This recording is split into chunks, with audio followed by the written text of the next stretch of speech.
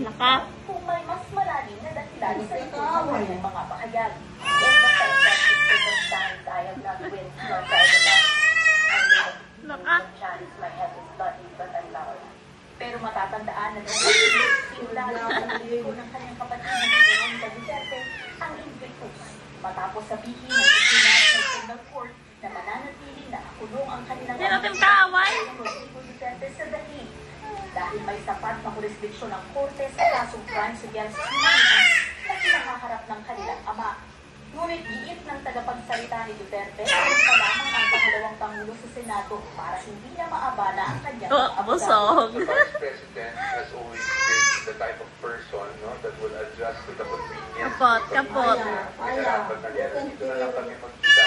Para nung sa ganun, hindi kami yung ma-inconvenience. She's always very commercial about yung convenience ng person.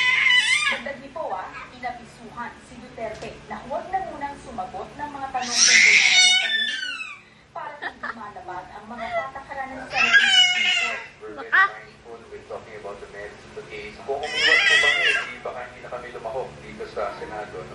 Samantala, reaksyon naman ng Presidente. Welcome to the bloodbath, Madam Vice President. But you cannot have a bloodbath from the sidelines. You cannot have a bloodbath from through proxies. Hindi yung pwedeng mga... Lakas. Kung may mas malalim na dahilan sa ito sa kanyang mga pahayag. And the fact that it's the first time I have not been nor tried about. Lakas. Chance, my head is bloody but I'm loud.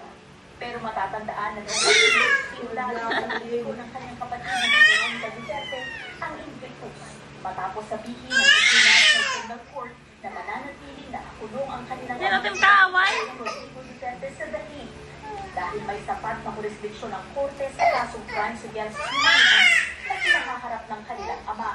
Ngunit giit ng tagapagsalita ni Duterte kung pa lamang ang pangalawang pangulo sa Senado para hindi niya maabala ang kanyang Busog. The Vice President has always been the type of person, no, that will adjust to the convenience. Kapot. Kinarapat na yan. Dito na lang kami magkita. Para nung sa ganun, hindi kami yung ma-inconvenience. She's always very commercial about yung convenience